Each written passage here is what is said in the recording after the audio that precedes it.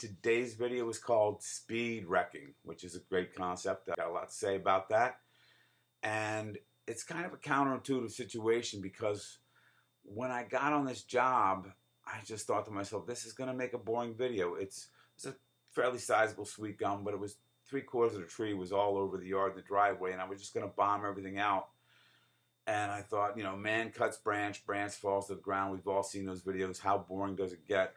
I'm trying to get a concept across to you, which is piggybacking on a video I saw recently put out by Reg Coates. And I'm sure most of you guys have seen Reg's videos on YouTube. If you haven't, check out his channel. Very, very good climber, real smooth operator. Reg, I want to give a thank you to you for setting such a good example and showing people in the industry what can be done out there. And recently, you've been putting out videos talking about concepts or principles of climbing and doing tree work, and that's really a great contribution to the industry. So I'm going to piggyback on your video called Efficiency and Manpower. The concept of speed wrecking is making cuts in a tree in the most efficient, safest manner possible, and that is going to make a huge difference in your overall productivity. It's actually 50 cuts I make in a unedited raw video, 15 minutes, which works out to 18 seconds a cut, and those are all fairly significant cuts. So this is something you can't do from a rope and saddle. You're not going to be able to operate at that speed, but working from the bucket is a whole different animal. Reg was talking about efficiency and manpower. I'd like to expand that and talk about efficiency in everything. Like in this situation, I have a bucket truck and I have a skid steer loader and a fairly big chipper. So it's a much, much different play than people that are working on rope and saddle and moving all their brush by hand. I had one other man on the job. I was putting the brush on the ground so fast, there wasn't really much of a chance for him to catch up. So the best thing for me to do was just put all the brush on the ground as quickly as possible, then come down and work with him. I ended up running the skid loader, and he stood by the chipper, and we just fed all that brush into the chipper. I was first introduced to the terminology tree wrecking in a book, The Fundamentals of General Tree Work by Jerry Baranek. And Jerry, if you're listening, I got to tell you, this is probably the best book that's ever been written about tree work. And even though it was published in '96 and a lot of the concepts of the climbing techniques and the gear is really dated, there is just so much information in this book. It's unbelievable. Here's what he says about cutting the tree. Chapter 13, page 165. Cutting down a tree in sections is sometimes referred to as tree wrecking. There may be more than one way to wreck a tree out. The best plan, though, is based on the safest, sanest way to do the work. So think about those words, the safest, sanest way to do the work. My speculation here is that a lot of the way that we still to this day cut trees is based on techniques that we were shown when we were young and watched the guys who were our elders at the time, how they did things, and then we just cut the tree the way we saw it cut when we were kids and never really questioned, well, why am I making this undercut? Why am I cutting it out here and leaving a stub and then making a flush cut on the trunk? These kind of unquestioned beliefs about how to cut trees, these habits, unconscious habits that this is the way I've always done it without thinking about the why. Why am I doing it this way? I'm hoping that this video will get you to think about the why and get you to maybe adopt some new techniques. One thing to keep in mind, though, is it's a much different game when you're in the bucket than when you're on rope and saddle. If your lanyard or your climbing line is below a cut, you definitely want to make sure there's a notch in there. There's an undercut or a notch of some kind so that branch doesn't rip down or that piece of wood doesn't rip down the trunk, catch your line, and suck you into the tree and possibly kill you in the circle of death. Just, you know, asphyxiate you, stick you in the tree where you can't get out. So that's one major consideration. And so if you know that, then if you recognize that you're not going to ever not make an undercut when your line is underneath it, you'll then free to make a straight top cut down when you don't have a line underneath there. So the concept of speed wrecking, basically I wrote up this. Speed wrecking is the action of cutting a tree from an aerial lift where free-falling pieces, which are limbs and wood, are cut in the quickest and most efficient way possible. There's basically three concepts of speed wrecking. Number one, you're going to cut the piece as large as is practical and possible. So practical for getting it on the ground, and then practical for handling it once it's on the ground, depending on the type of equipment you have. The other concept is not wasting time in moving from cut to cut within the tree. So making that path, the order of the cuts, as efficient as possible. Generally, when you're removing a tree, you want to start at the bottom, get rid of all the lower branches so everything has a clear path. Nothing's going to hang up or bounce or get a little funny on you on the way down. And then the last concept is the actual cutting process yourself. How are you making cuts? Making the cuts as efficiently as possible, so you're not wasting time making an undercut when you don't need to make an undercut. If you do make an undercut, make that undercut as efficiently as possible. And so if you combine all of these factors, you can really increase your productivity. You're talking about a big tree, maybe you're making 100 cuts or more on a big tree. If you can save 10, 15, 20, even 30 seconds a cut, you're talking about a lot of time adding up. Or you reduce the number of cuts from 150 to 100 and then save time on each of the cuts you do make. That time really, really adds up. Again, I want to emphasize that it's got to be done from the bucket truck. When you're on rope and saddle, you're in a whole different situation. You really need to focus on your body position relative to the cut, getting a stable position. You don't want to be reaching in all kinds of awkward positions. It's really not a good idea to one hand. I know a lot of guys do it, especially the experienced guys do it on a regular basis. You'll notice when I'm up in the bucket in this video, I do one hand from time to time, but I don't one hand needlessly. I'm not just going to reach out there with one hand because I can. If I can put two hands on a saw, I'm going to put two hands on a saw. If I have to cut with one hand and hold with the other and push with the other, I'm going to do that as well. So let's take a look at the video. We're going to go over after the video and take a look at the skid loader in action. I'll probably have to make that into a whole separate video, but for those of you that are interested in comparing the operation of a skid loader for chipping and moving wood and debris versus a mini, this is something that you might learn from. It's probably going to be boring to everybody else, but I'll probably put an unedited maybe 15 minutes there of just, taking this big pile of brush and stuffing it through the chipper. I'm pretty excited about it, so hopefully it'll be worth your time watching. And yeah, let me know what you think. I'd love to hear from you. Thanks very much. Let's take a look at this video. All right, what do we have here? Sweet gum. It's kind of wide, but I'm going to bomb a lot of this stuff. Not sure how much good action there's going to be today. See what happens. Oh, I got short-handed on the ground today, only one guy. I may have to do some up and down to get the skid loader running.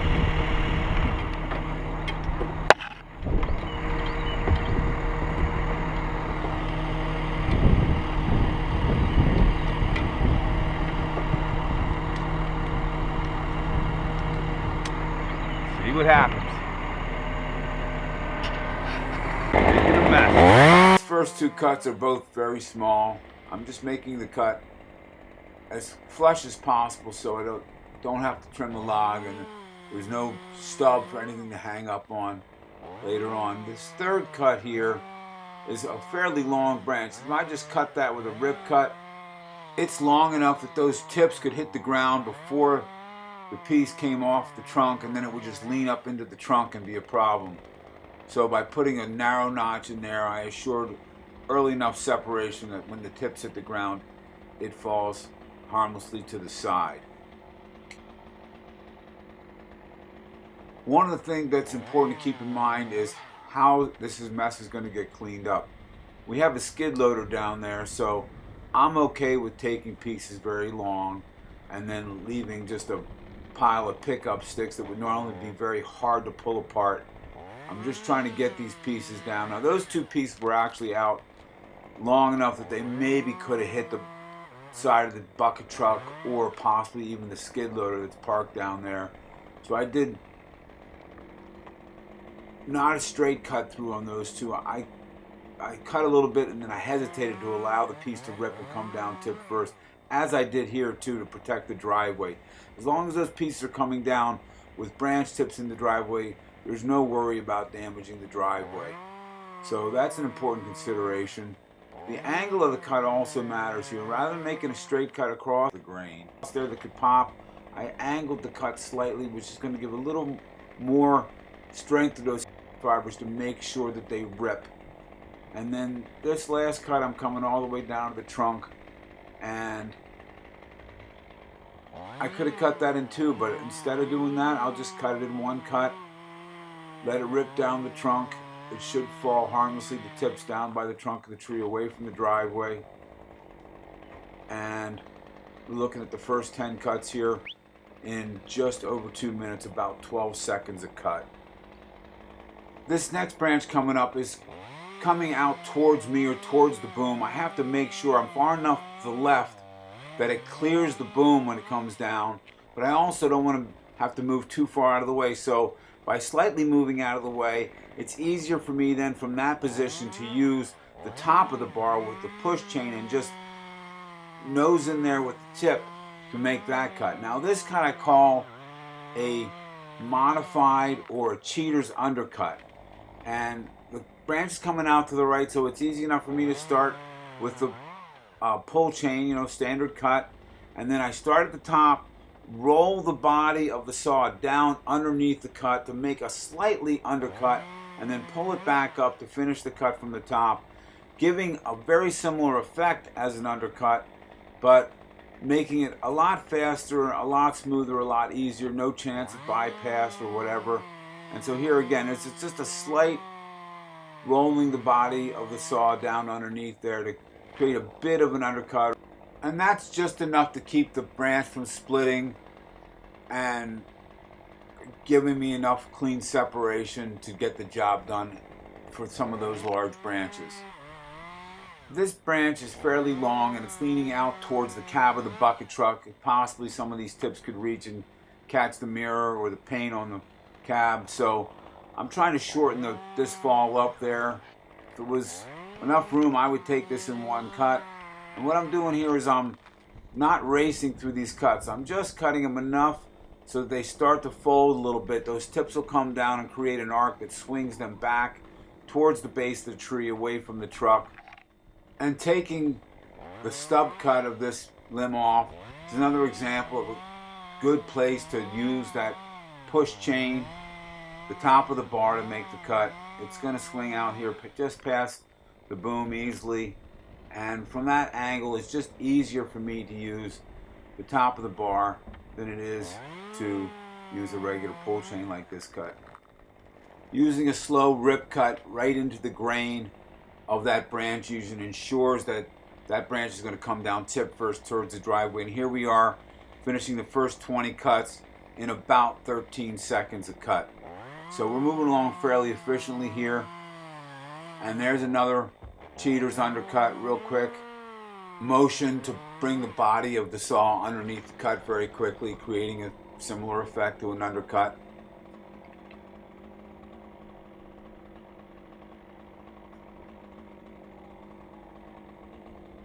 These next few cuts I don't have to make necessarily to get this top on the ground here, but they're easy and they're quick to make, obviously, and it's actually going to be easier to chip the top of this limb with them off of there and not having to make those cuts on the ground.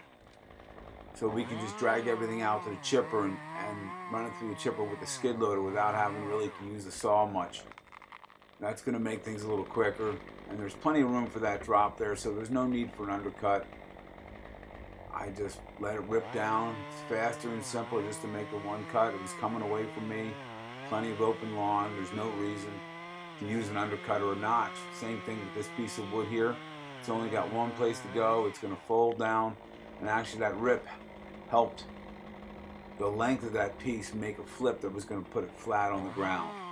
Now this one here, it's a little fatter of a cut, probably a little more important to use the dogs to cut in with that pull chain and just make a regular cut rather than the push chain like the previous cut. So being able to bite in with the dogs and work this cut around per a normal cut, it's a little faster on a big cut like that. And again, having a little bit of rip there, a little bit of something to hold on in that last little bit of cut, kept that piece a little more rotation to make sure that it came down fairly flat. And on this one, it's a big enough piece and a heavy enough piece. I don't want it sitting down in the bar if I try to make just a straight cut through on it, and I want to make sure for sure that it doesn't come back towards the boom. So I took the time, an extra few seconds, just to make a notch there. Nice narrow notch, didn't take long to cut. And then I'm just going to finish the cut from the back side here and get out and push it over. Another factor to consider when bombing wood like this is what's it going to do to the lawn. It's nice on a lawn to set up that big pile of brush if you have a way to pull it apart without too much trouble. So having that pile of brush there is going to help from damage to the lawn. In this case, there was these huge roots. This is a sweet gum tree, and that whole front lawn is full of roots well out into the neighbor's area there. So I knew that whole lawn was going to have to be repaired. We were going to grind up and tear up a good section of that front lawn. Actually, if you look carefully, you can see some of those roots heading out towards the neighbor's house.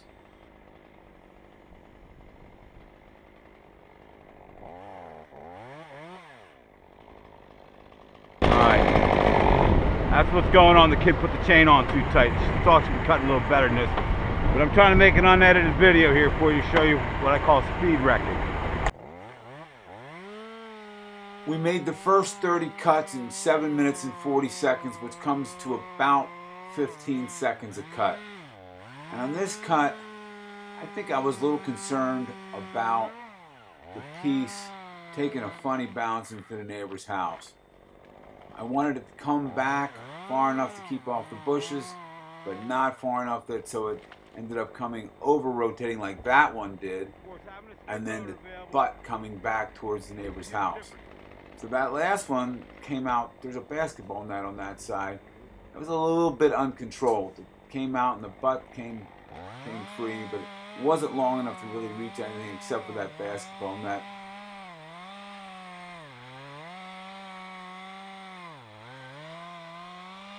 Now this one here, I probably should have used an undercut on. It comes down tip first. Now that's not branch tips, it's the butt of the last cut. So it's going to come down basically wood first and come very close to that driveway. It ends up not hurting the driveway, but that came a little too close and unnecessarily so. A simple undercut would have prevented that from happening.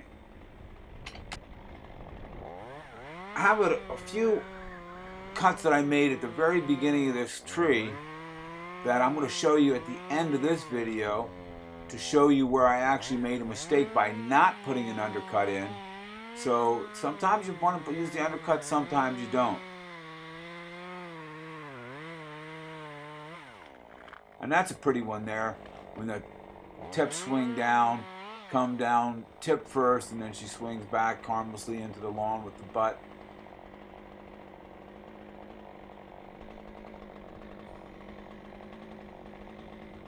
So if you look carefully, you can see, and just by the bucket there, there's a basketball net right underneath this big limb here.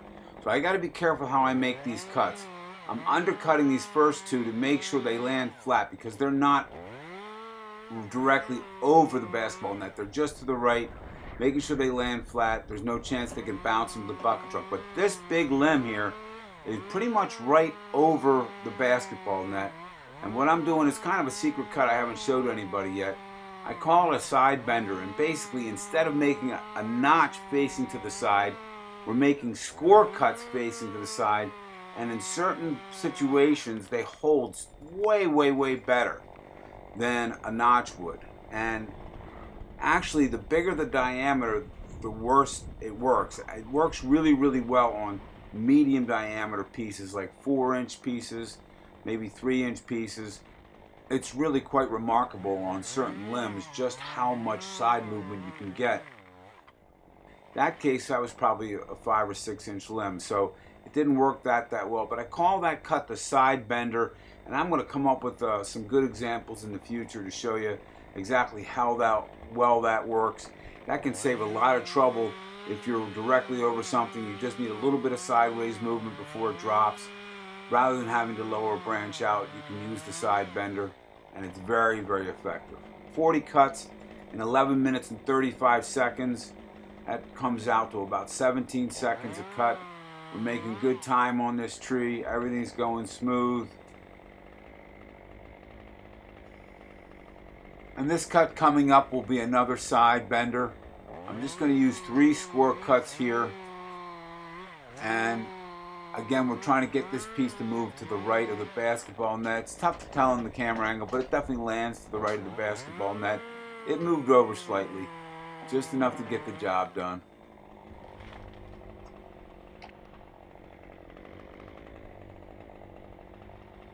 On this next cut, I'm going to reach up kind of high.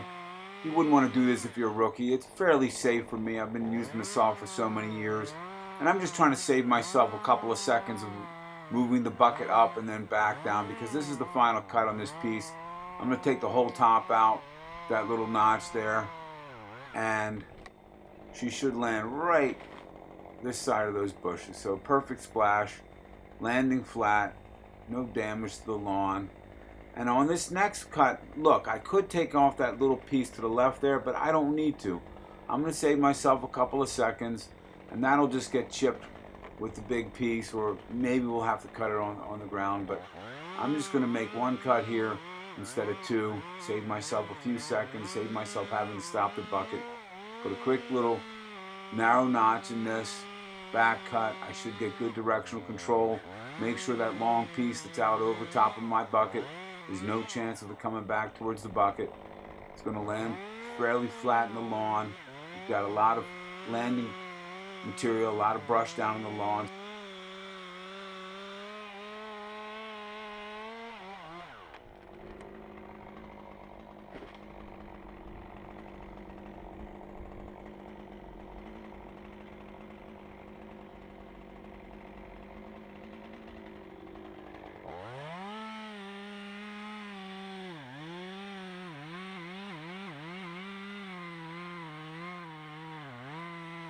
We're winding down to about the last minute of this video, and again, there's another example of just making a straight cut from the top to the bottom. Saves a few seconds rather than having to make an undercut and then pull the saw out and start the top cut.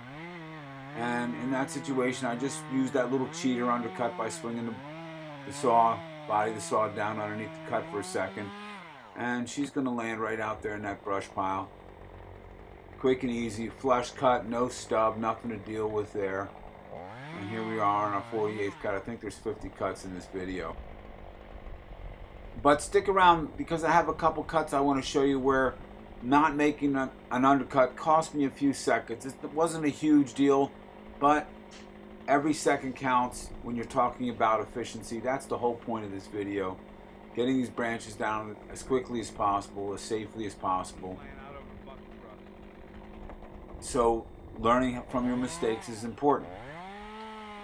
Alright, and here comes the 50th cut. We're finishing up right at 15 minutes and 2 seconds, unedited, raw footage, coming to 18 seconds a cut.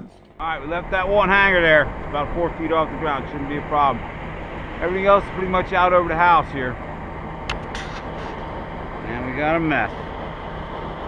So my battery died, and maybe that's a good thing. Watching 15 minutes of video unedited is probably enough, but this whole left side that was over the driveway, I missed all that footage. It's kind of a shame, because when you're working over the driveway, you have to be a lot more careful about how the pieces land. So some of the cuts were the length of the cut, and the way the cut was made was designed to make sure they landed flat, but certainly getting a bunch of brush down to begin with was helpful. You can see the skid loader just to the right of my boom, or just above my boom. Without that, there's no way I would have left this huge mess to try to pull apart by hand. So that was a big part of my strategy, was knowing that I had the skid loader there to pull this apart. I only had one guy in the ground, so there wasn't much he was going to be able to do with all that brush by himself. So this is one of the first cuts that I made, and I want to show it to you because it was a mistake. Here I am just making a top cut, no undercut. And something to keep in mind, when you're on these big lower limbs, there's going to be a tendency for them not to separate when they start peeling down without an undercut. That branch tip's just going to stay on the ground and lean, then the butt is just going to lean up against the tree, just like that. Then I try to cut it free, so now it's cut free, but it's still leaning up against the tree.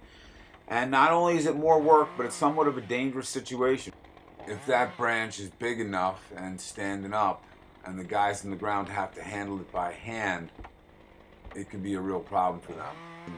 In this case, okay, I'm in the bucket truck, it's not a big deal. If you were climbing, you'd have to reposition your body and get reset and try to make this cut from down here. It would be a total hassle. When you're using this technique of no undercut, you want to make sure it's on branches that are not going to hang up against the tree like that.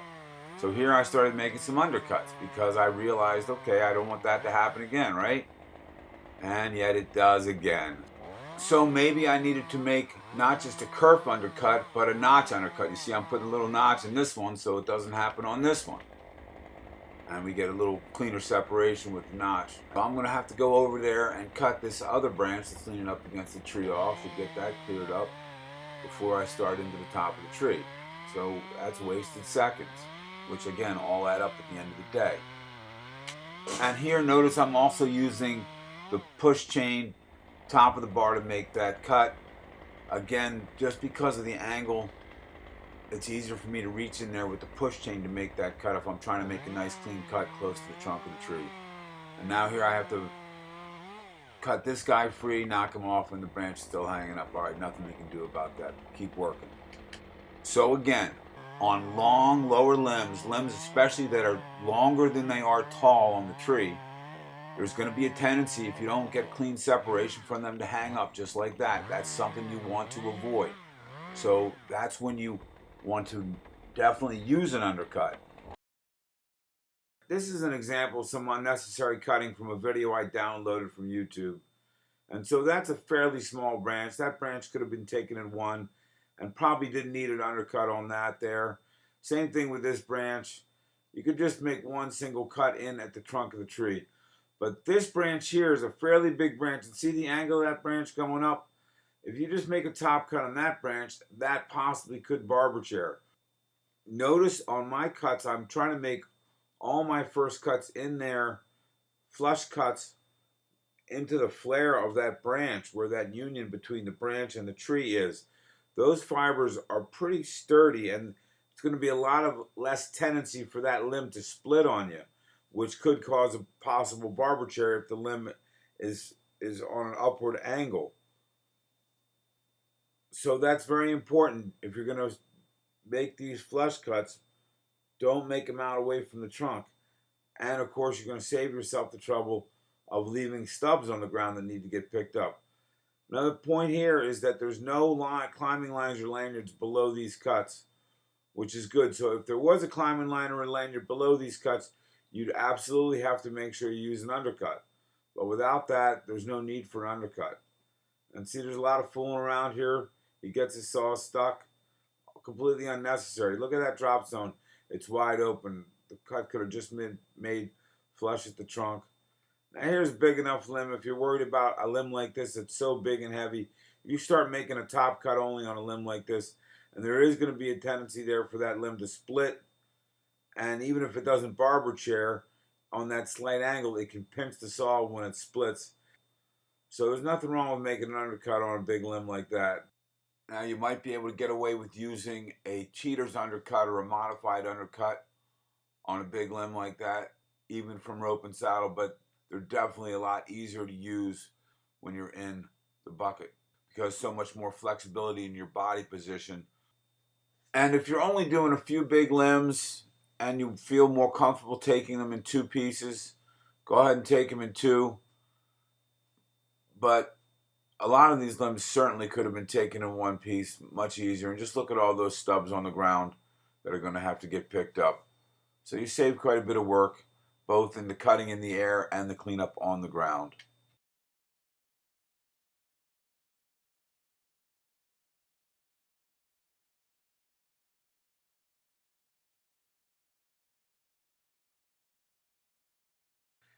And then think about the groundwork aspect. If you cut a big limb in one piece and the skid loader can just grab that piece and stuff it right through the chipper, you're going to save a lot of time rather than making it 2-3 cuts or cutting a stub off that someone's going to have to pick up, or they're going to be raking and they're going to have to handle this extra piece when they're raking up the lawn. So I try to always avoid that. One of the concepts I like to use is flush cutting, no stub. One thing you want to be aware of is on a branch that's got some upward angle to it, if you're cutting out here, there's a good possibility on a heavy branch branch is going to split, pop, crack vertically along the trunk, and then this whole piece could lift up. And if it comes up higher than me and could come back over top of me and get me. Now, if I'm cutting from back here, I'm probably pretty safe in this situation. But if I'm cutting down here, this trunk acts as a backstop. If this branch tries to split, it cannot lift past the trunk part. However, what it can do is it can pinch my saw in there. So what we want to do is we want to remove a good bit of this material so that if we take, let's say, half the diameter of this trunk out, I'm going to start making my cut at the top again, roll the saw down here and cut through vertically halfway or so through the trunk. So I'm going to start.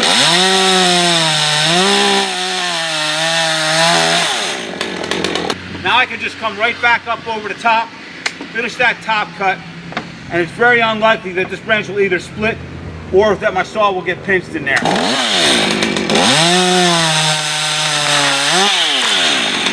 So that's a clean way to make a nice flush cut, one cut, no stub, no two cuts, no stub, easy to do, and very effective, and it just becomes one steady motion. The other thing is it avoids saw snatch. If you make an undercut and you put that overcut past the undercut, there's a good possibility on a heavy branch that you could get your saw pinched as that piece starts to compress. It can catch your saw in there and rip it right out of your hand. If your lanyard or your climbing line is below a cut, you gotta use an undercut on anything big. You don't want a branch to rip down, peel down, and then suck your lanyard into the tree, or come down across your lanyard or your climbing line and then suck you into the tree. It's called the circle of death. So that's a huge precautionary measure. That said, there's still a lot of times that guys will make those undercuts unnecessarily, just out of force of habit, when their lanyard, their climbing line isn't below the cut. And when you use an undercut, sometimes you can get a branch to fall flat or with very little tip movement before it lets go by using a good undercut. If you don't need that, then why are you making the undercut anyhow? So a lot of it is, again, as I said, is just force of habit, guys. This is the way they learn. They never really question it. I hope you get to question it and think about that. If this video, even if you don't adopt the techniques here, just get to thinking about, hey, why am I making the cut up the way I'm making the cut here? Why am I leaving this stub here when I don't have to leave the stub? Why am I making an undercut when I don't have to make an undercut? So I hope that helps you. Let me know what you think. Look forward to hearing from you. Hope you enjoyed the video, and keep watching. We're going to keep pumping out some great videos and keep this educational process going, getting a conversation going here amongst the tree guys so that we can all lift each other up in this business. And hopefully you guys enjoy it. Thanks for watching.